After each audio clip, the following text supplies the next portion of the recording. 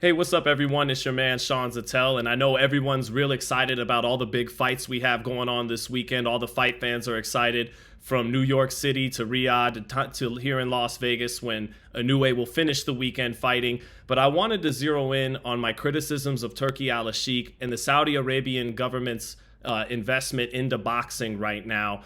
Some of you might remember I covered Crawford Madrimov, the first fully Turkey-sponsored card in the United States last year in Los Angeles, where I had this to say about it. Hey, what's up, guys? It's your man, Sean Zittel. Just wrapped up another fight card, Crawford Madrimov. Terence Crawford winds up having a more difficult than expected fight with Israel Madrimov. He still won the fight, 4-division champion, first ballot Hall of Fame, all that. I don't know how much people will want to see the Canelo fight now, though, but he did his thing enough to become a 4-division champion, still undefeated. Really, the fight of the night was Jared Anderson and us finding out if our top hope in America in the heavyweight division could become, the next heavyweight champion. And, he got knocked out by Martin Bakole. And then beyond that, the other fight of the night was Rayo Valenzuela upsetting Isaac Cruz. But really, the story tonight wasn't any of the action in the ring. The story tonight is that Riyadh season used boxing in America as a conduit to kind of promote their own propaganda and further the financial and political agendas of Saudi Arabia. And, it was reported as a sellout. It wasn't a sellout. There was empty sections tonight. And a lot of money was spent all across Los Angeles all week to make it a sellout. And even though it was reported as a sellout, it wasn't a sellout. I was here. And again, so I feel like this card, the action in the ring was secondary to all the things I just said. And when you spend all that money and still don't make it a sellout, it's okay, because the real agenda here was sports washing anyways, to push across, the agendas of Saudi Arabia. So yeah, good night of boxing. I think the last time boxing was like in a football stadium was when Miguel Cotto knocked out Yuri Foreman. So it was a nice backdrop of downtown LA lit up. The fans enjoyed a lot of the card. They didn't love the main event. But that's my honest take on it, guys, from Los Angeles, covering all week.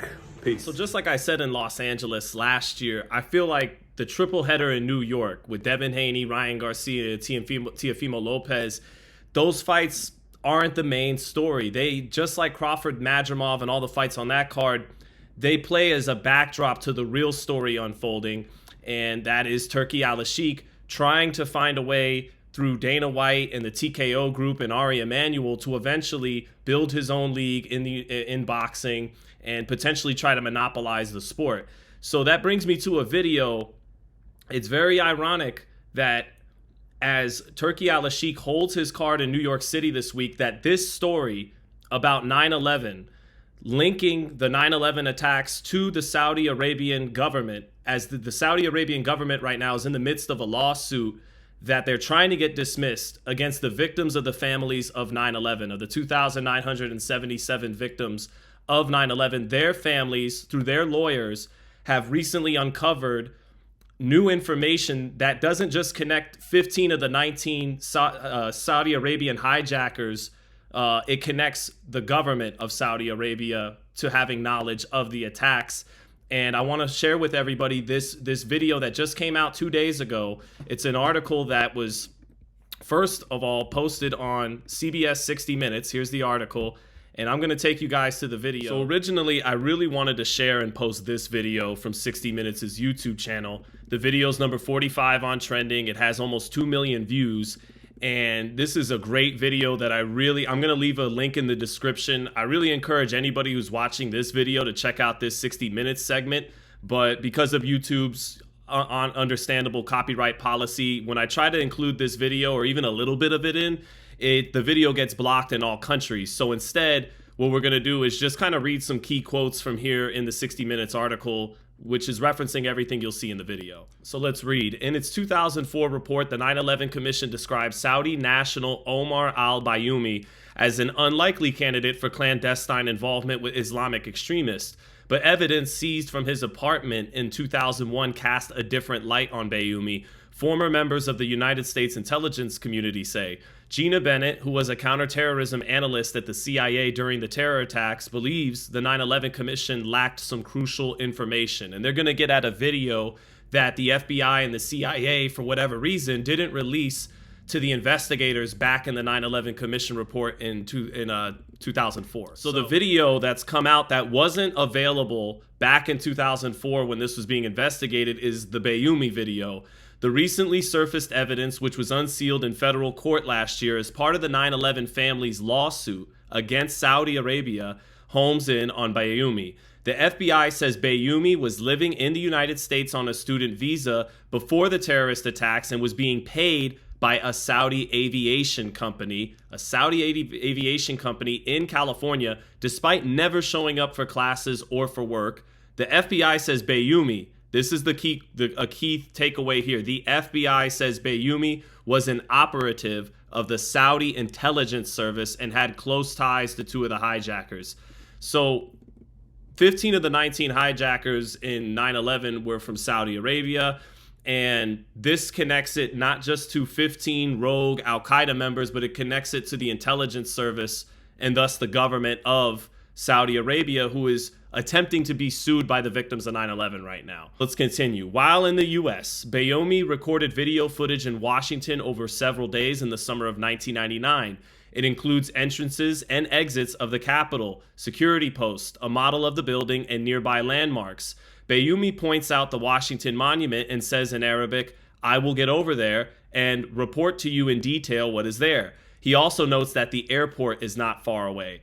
Retired FBI supervisor Richard Lambert, who led the initial 9/11 investigation in San Diego, where Bayoumi and two hijackers lived prior to the attacks, is now a consultant on the case filed by the 9/11 families.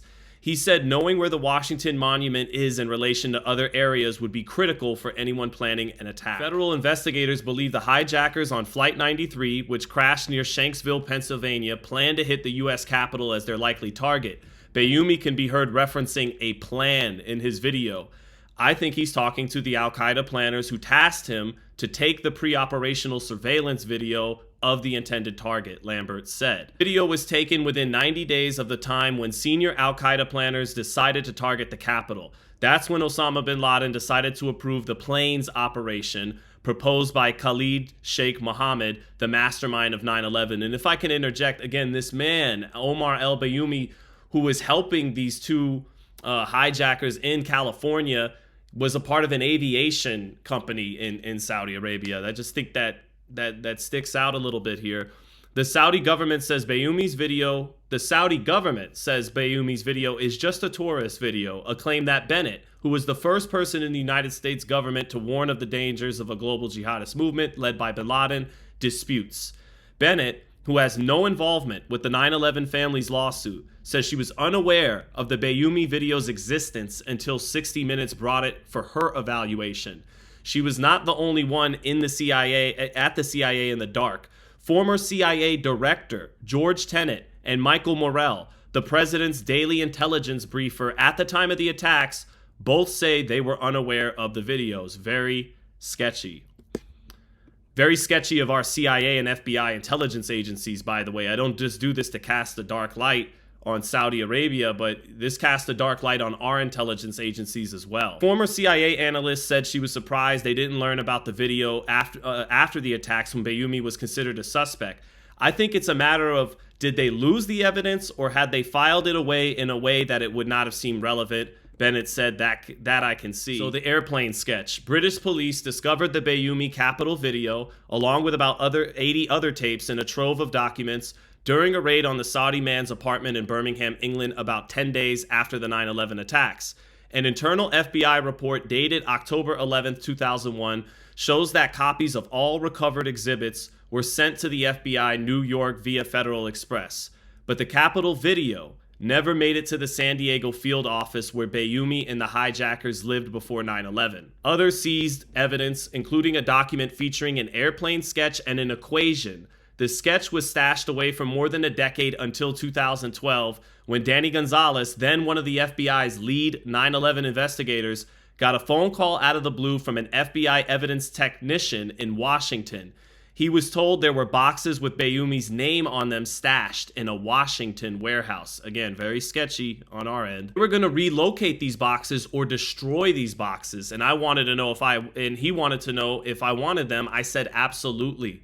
He had an aviation and aerospace expert analyze the equation on the plane sketch document for the FBI.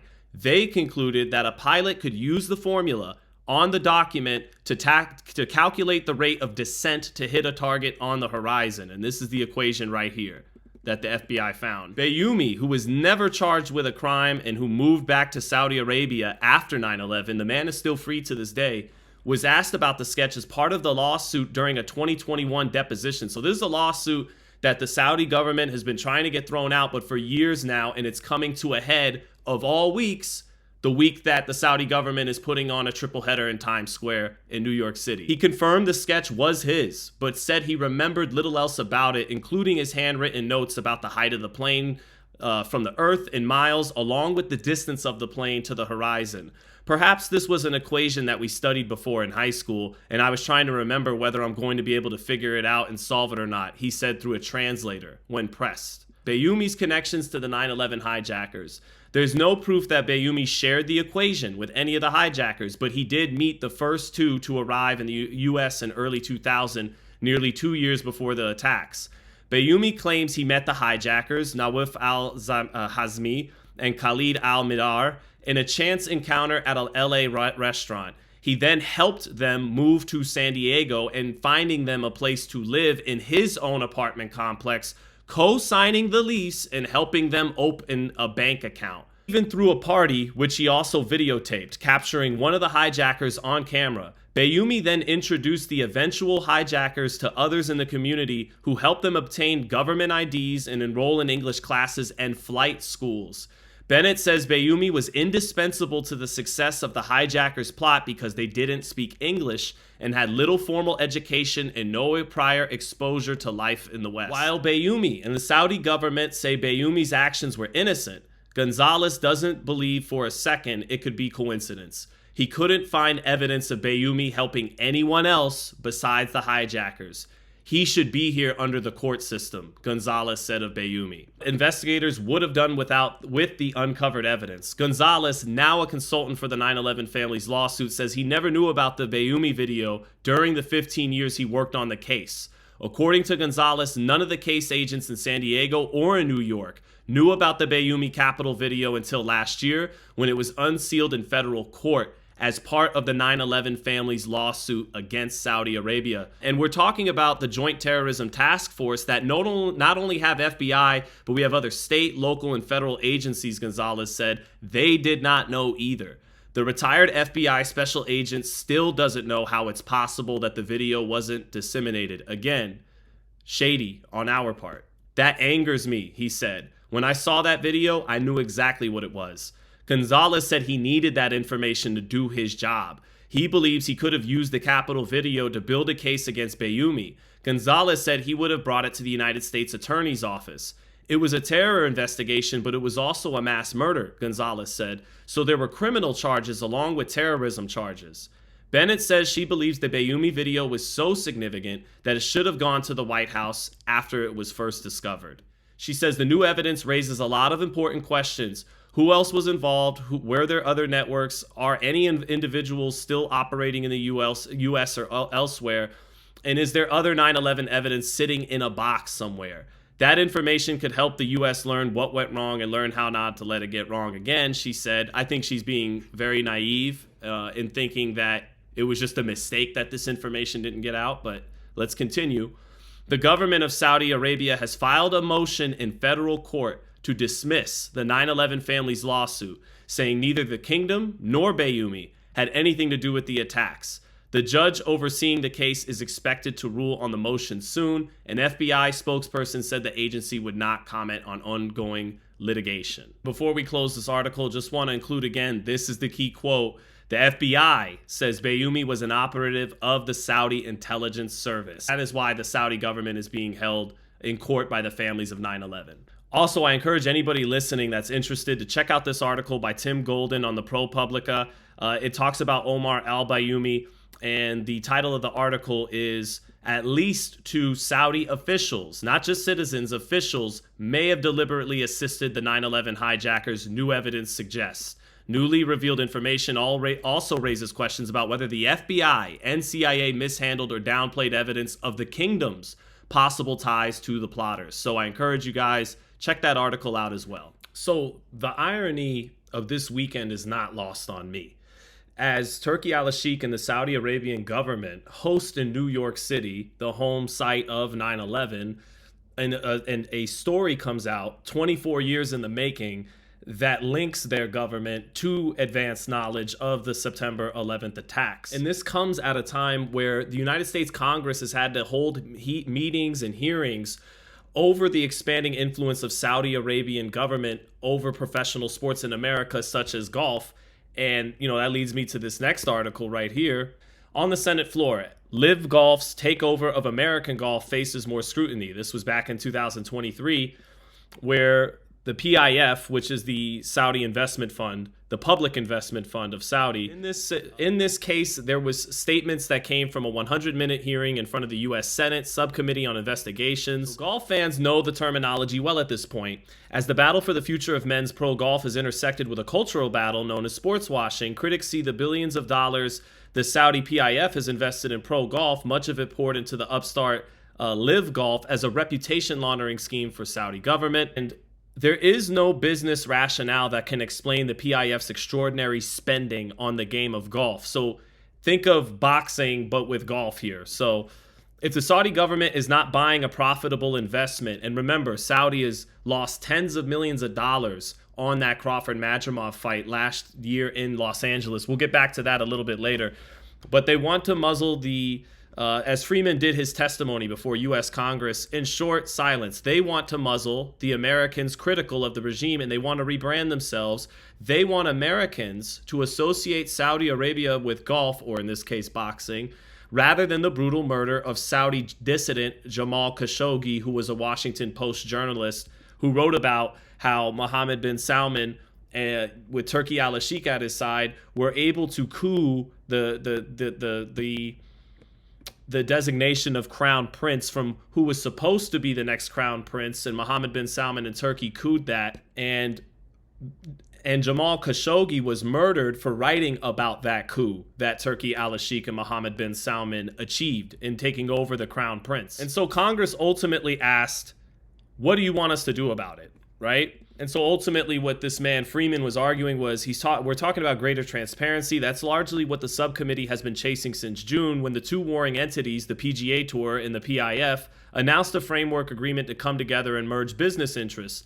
More transparency of foreign investment that extends beyond simply the required disclosures of SEC filings from publicly traded companies would simplify the information disseminated to Americans about the intentions of foreign governments. A lack of this transparency, Freeman argued, would create a blueprint for authoritarian regimes to garner influence in the United States and gain broader foreign influence over our government, our media, and the American public. So again, sports washing is a form of disinformation to promote or demote stories about a country through U.S. athletes and their parent organizations. Think like Devin Haney, Teofimo Lopez, Ryan Garcia, in association with Top Rank and Golden Boy, and in the case of Rolly Romero PBC.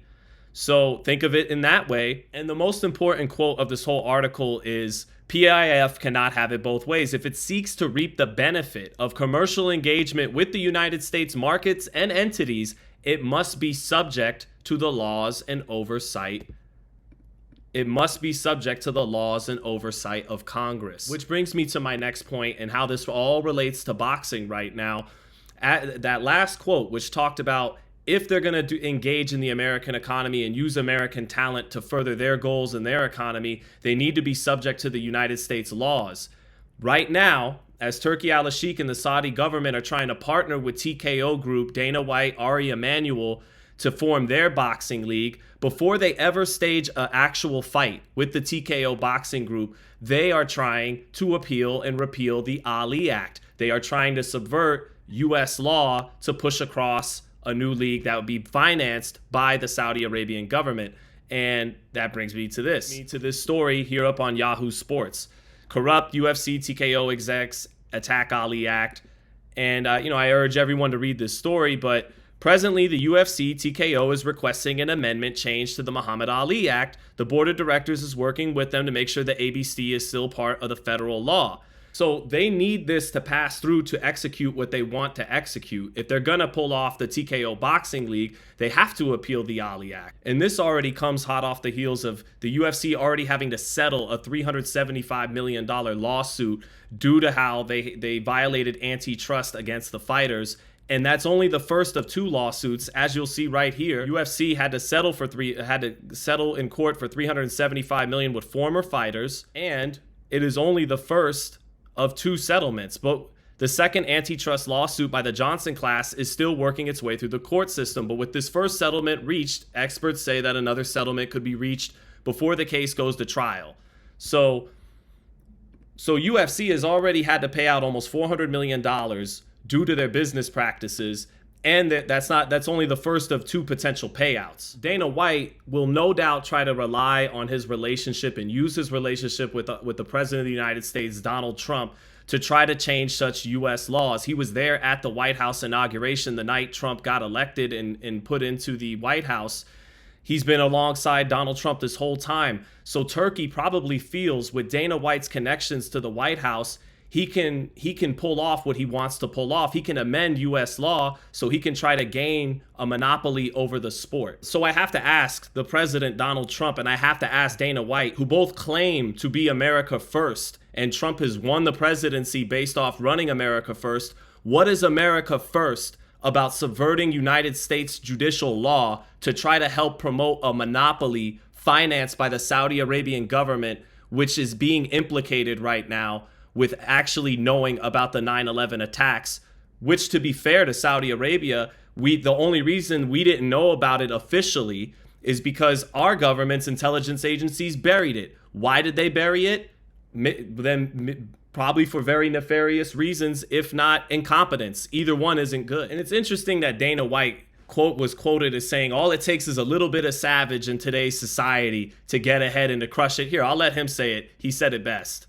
Tell young people now all the time, I definitely tell my kids, if you are even fucking remotely a savage, you'll run these people over. This next generation, and I know that every generation thinks the generation after them is soft. Yeah, they're savages in every generation. Right now, yeah, if you are even remotely a savage, you will run over every one of these kids in this next generation. So I'd like to ask Dana White, what part of being a savage is you holding hands with a Saudi Arabian government official to be your sugar daddy, to back a boxing league that you didn't have the conviction to plump down your own American earned dollars behind and build yourself like you did with Power Slap?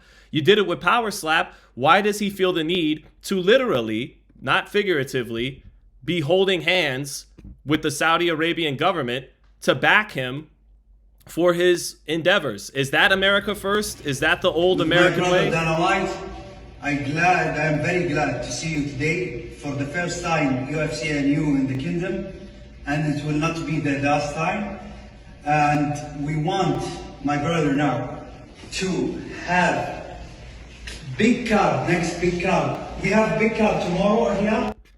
I asked Dana White, what part of that is being savage? I thought being savage was innovating, pulling up from your own bootstraps, investing your own money. You've made plenty of it already as an American businessman, and building the boxing league that you said that you wanted to for decades, but you didn't have the conviction and the know-how to make it happen. So you wait until the Saudi Arabian government backs your attempted monopolization of the sport, and you're going to try to lean on President Donald Trump to push through the repealing the Ali Act so that you can do it and deliver it into the hands of Turki Alalshikh and Emanuel. I don't understand what part of that is America first. And I understand that Donald Trump right now is in the middle of a big tariff war with China, one that I support.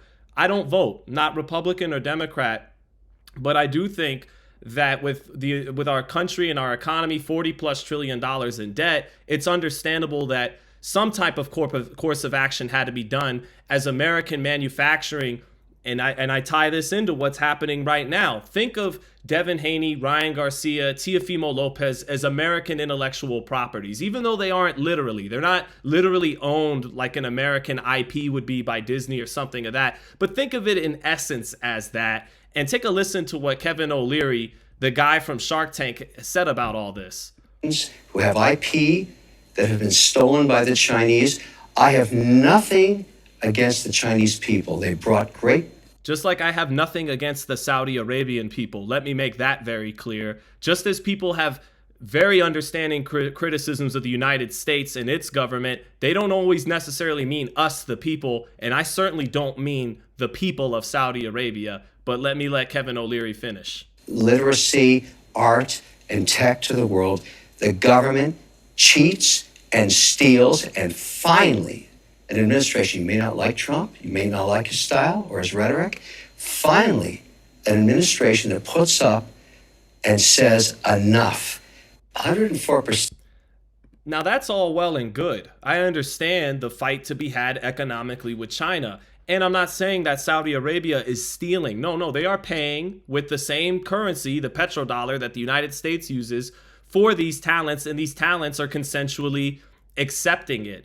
But if you could have such a hard line against China and may be America first with that, I don't understand how there's any consistency with repealing the Ali Act to, again, further the monopolization goals of a Saudi-backed investment group, a Saudi government-backed investment group. I don't understand how that jibes with America first. And so this is actually a chance for Donald Trump to test the real loyalty of people like Dana White and Saudi Arabia, because he could say, hey, Dana, I like you. Hey, Saudi, we make money together. I like you. Saudi Arabia will be the first country that Donald Trump visits, and they're going to buy $450 billion to $600 billion worth of goods, but most of them is military equipment. I understand that Trump thinks they're an ally and thinks of Dana White as a friend, but this is a chance for him to test his friendship. Okay, we're friends. I'm not going to repeal the Ali Act, but we're still cool, right? Okay, Saudi, we could still trade and make some money together, but I'm not going to allow you to subvert U.S. law so that you can infringe upon American sports and put American promoters out of business to establish a monopoly that's going to be using American talent. That wouldn't be America first. Now back to the boxing. Here are the rumored pay scales that have not been refuted by the TKO group, by Dana White, or anybody involved. These pay scales have still never been refuted, and this is on Sports Illustrated via Boxing Scene. Boxing Scene, who had to release earlier this week that they were not allowed to be credentialed to these Riyadh season events. So we'll get more on that and later, but here's the pay scale. I'm sure many of you have seen it. 20,000, 50,000 to 750,000, right?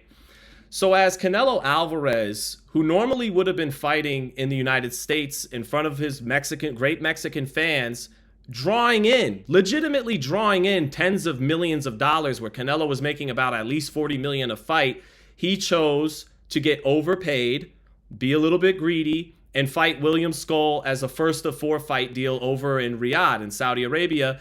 And Terence Crawford has opted to do the same. Although he hasn't fought in Riyadh yet, he was one of the first American fighters to embrace Turki Alalshikh with open arms. And I don't think either one of them is thinking about this or considering it. And I don't think a lot of their fans are thinking about this or considering it. In neglecting to say Terence Crawford, who already legitimately draws millions of dollars in the United States and can walk home with multi-million-dollar paydays, and Canelo Alvarez, who draws in and will walk home with tens of millions of dollars of paydays, they both said that wasn't good enough and are going to be used as instruments to further the goals of Turki Alalshikh and the Saudi Arabian government sports profile and all of that.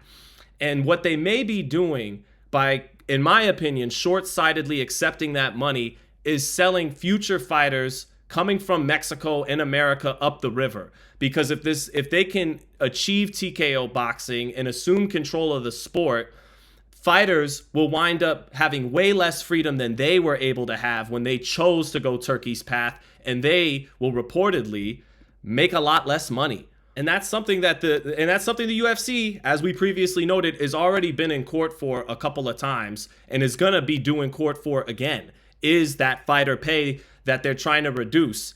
And it's a lot of common sense attached to this. You don't just get something for nothing. If they help Turki Alalshikh and Saudi reach its goals, they'll have closed the door shut on future fighters' freedom and ability potentially, if this really is going to be the pay scale, to make the kind of anywhere near the kind of money they made in their careers. Which brings me to my next point. That has to be the plan of the TKO Boxing Group, because it's the only way to make something that's sustainable. Bob Arum was quoted last year when I believe when he talked to Dan Rafael, and we'll go to an article here that sourced it, as telling Dan Rafael that Mohammed bin Salman and a lot of the Saudi investment funds were not happy with Turki Alalshikh over what happened in Los Angeles, where the fight reportedly lost tens of millions of dollars. So confirmed right here in this article on Brunch Boxing is that Arum claimed that Alalshikh had been pressured by Saudi higher-ups to limit his activities to Riyadh season and avoid events held outside of Saudi Arabia.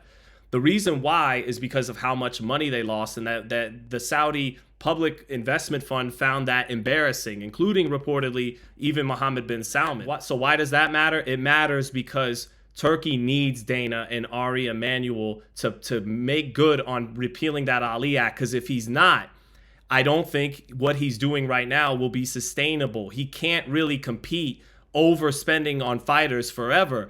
If he does, his model will eventually not be sustainable. It'll go out of business. So you see that leaning on Dana and Ari to lean on Donald Trump to try to get this, it's everything, or else all of his plans could very well go up in smoke for the simple fact that it's not sustainable. It's not generating a profit, and it never will at the rate he's going. The only way it could generate a profit is if these fighters that are being overpaid by him right now to entice the public, to entice the business of boxing towards his side, eventually take a drastic pay cut.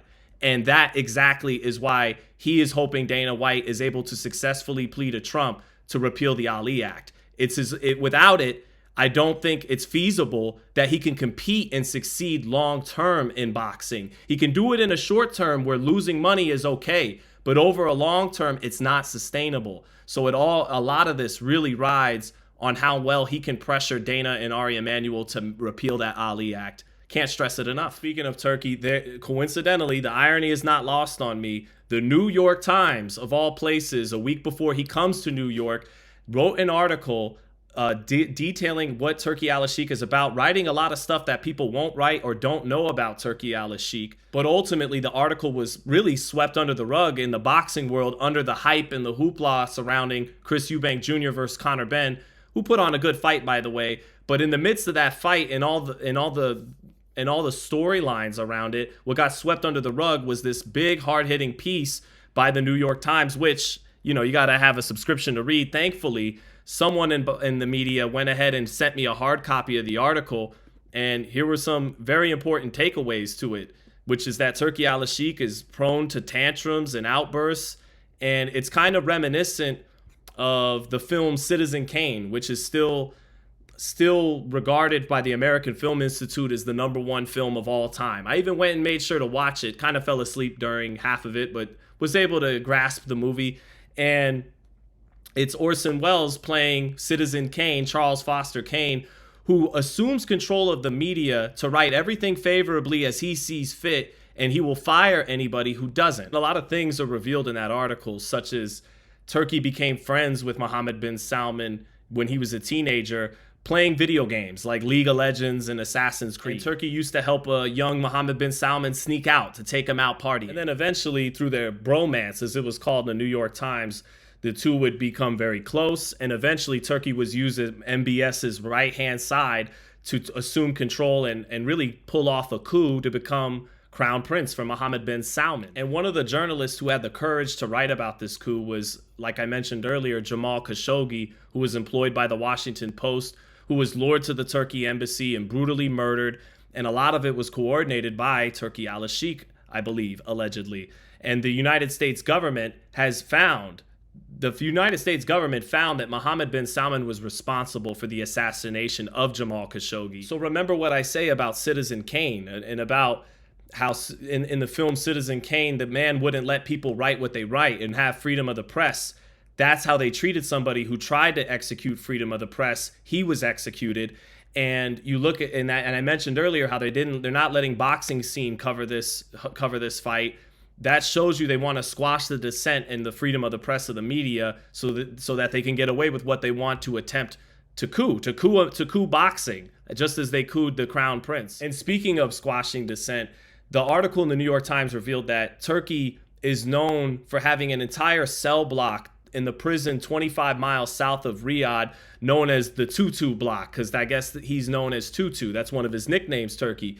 And it's filled with dozens of men, or at least 10 men reportedly, who were in prison just for tweeting something about Turkey critical. One guy didn't even mention Turkey by name. He criticized a soccer team that Turki Alalshikh owns a stake in, and he was imprisoned for that. And all of this highlights the hypocrisy of Turki Alalshikh. He imprisons people for being the slightest bit critical of him, but meanwhile, he can be completely critical of the United States when he visits it. Remember, people that are critical of the Saudi regime in his country are imprisoned, and that's Saudi citizens. Let alone if someone were to visit his own country and speak poorly about the Kingdom of Saudi Arabia, I highly doubt he would tolerate it, but he expects us in the United States to tolerate it when he does it. So this was back in August after Turkey had that embarrassing, loss of tens of millions of dollars at the Crawford-Madrimov show. And basically, there's no indents in this paragraph and everything, but if you go back and read it, it's Turki Alalshikh criticizing the United States and comparing it to Saudi Arabia and explaining how Saudi Arabia is superior in so many different facets of culture and life and everything.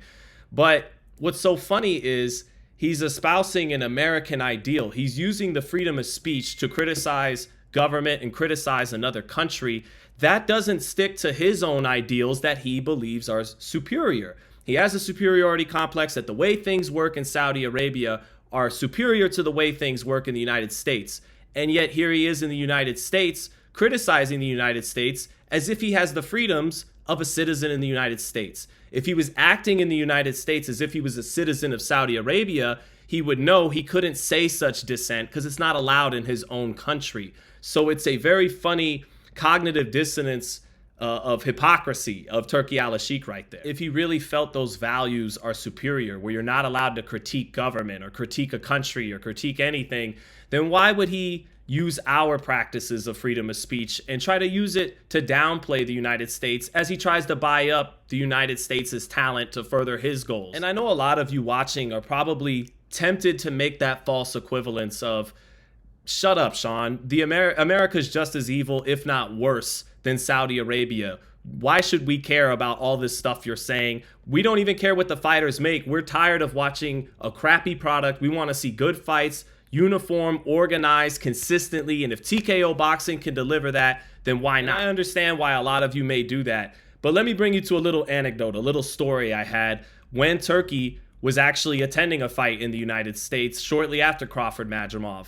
And I was sitting, and to my right is a woman that I respect that's pretty high up in the American boxing business and in the infrastructure.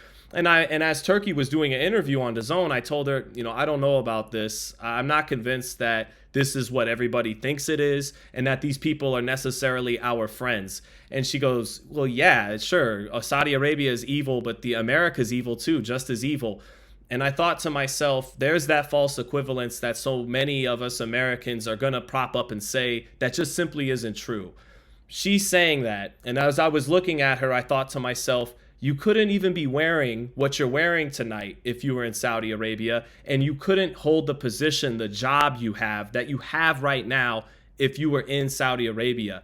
I don't deny all the terrible things America has done and transpired in our history. And as we mentioned earlier, looking at that 60 Minutes story, there's some evidence that points to us being complicit in 9/11. Why? Because we have the same goals that Saudi Arabia has. We have a mutual reason. We have a mutual reason to benefit, and that is to divvy up and control the resources in the Middle East. And 15 of the 19 hijackers were Saudi. None of them, I believe, were from Iraq. Some were from the United Arab Emirates. And yet we go into Iraq and take the resources and do what the United States does. But back to another reason why it's a false equivalency. That's why freedom of speech is so important. Freedom of speech is important because in our country, I can say, fuck Donald Trump, fuck Joe Biden. You can't do that in other countries. Freedom of speech in this country allows us to make a song called Fuck the Police and eventually go multi-platinum and change the music and culture and fabric of our society. And that freedom of speech is so important, and it's exactly why I'm using it right now. Because Saudi is a country that wants to reap the benefits and buy up the culture of America while only minimally, if at all, adhering to the freedoms and respecting the freedoms and the foundation that produce it. And so let me make one thing very clear. This is not a hit piece for the existing American promoters in boxing. For PBC, Top Rank, or Pro Box, or any of them. They have all helped bring boxing to the place where it's at now, where it opens the door for Turki Alalshikh to take over the sport. I understand fans' aggravation and frustration with the powers that be for the last few decades. I'm not saying don't enjoy the sport you love. Enjoy the fights this weekend. I will be enjoying them as well. The Zayas Fundora bid falling through. Right now, even with the Saudis and TKO Boxing threatening to take over the game, you would think PBC and Top Rank would finally put the BS aside and make a fight like Fundora and Zayas, but they don't. Instead, PBC wants to do what they've done for years, make an in-house rematch with Tim Tszyu.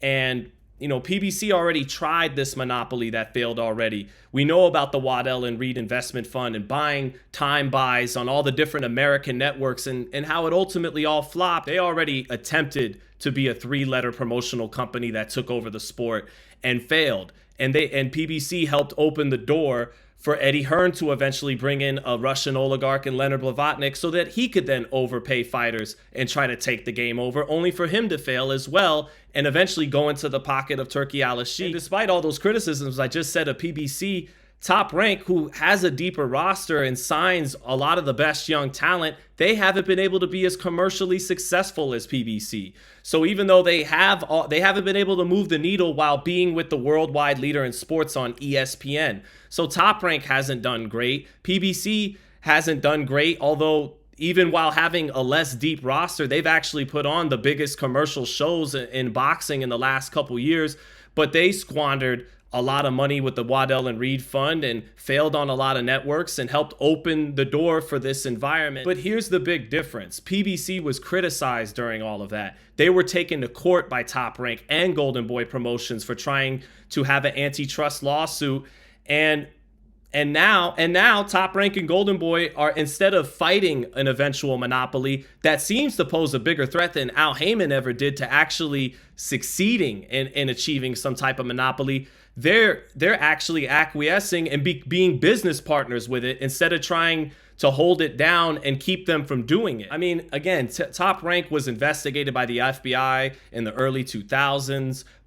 Sean Gibbons, who's still around boxing today, he had to do a bid in prison because of the evidence found by the FBI against Top Rank. Al Heyman has been thoroughly, deservedly criticized. Bob Arum deservedly got investigated by the FBI and has been criticized. Eddie Hearn's been criticized. But nobody will do it with Turki Alalshikh for two very simple reasons.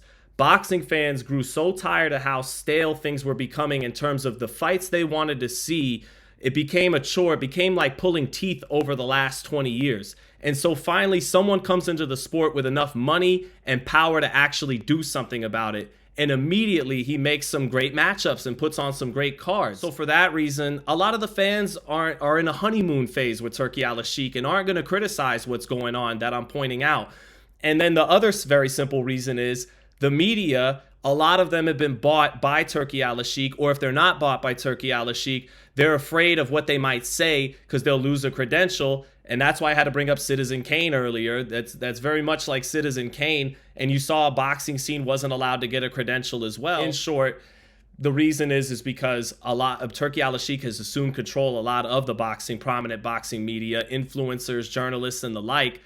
And the rest that aren't bought by him, they're not trying to mess up and make too many waves and say anything that can jeopardize their credential, their ability to cover the sport that they're trying to make a living in. So I don't say this as a hit piece for PBC or Top Rank or anybody else. I don't even say this all the way as a hit piece to be slanted towards America. Again, America has had its plenty of evils done, and the American intelligence agencies buried this information that links the Saudi government to the 9/11 attacks. And why might they bury it? Because they share a common goal in the Middle East, and that's to divvy up the resources from poorer countries that don't have the economic and economic influence and power that Saudi Arabia or Israel has. And so they pick on the smaller countries to get what they want, to divvy up the resources of the Middle East. So this isn't even just a hit piece to just say America, America the beautiful, and there's nothing wrong with America. And this isn't sour grapes because I'm not a part of the show. I'm not a part of all these different Saudi-backed media influences going around right now. I actually turned down a very prominent outlet now backed by Turki Alalshikh. I could have received his money, but I chose not to because as a proud UNLV journalism graduate, a running rebel, and as someone who was born in New York City, whose father used to clean the skyscrapers, including the World Trade Center, I felt this was more important to talk about than getting a credential and being in New York City for Fight Week. I hope that you guys enjoy all the fights this weekend, but just consider some of the things I presented to you here in this video. Remember, Dana White has already said he doesn't really want journalists being that prominent in MMA media anymore. I'm sure he'd feel the same way if he takes over boxing. He says he just wants it to be taken over more so by influencers. So I leave you guys with this quote from George Orwell, who said, "Journalism is printing something that someone else does not want printed. Everything else is for public relations." And for the fighters and the promoters and the managers and everybody in boxing and the media, I want to leave you with this other simple quote. All money is not good money. Thank you guys for watching and enjoy the fights this weekend. Peace.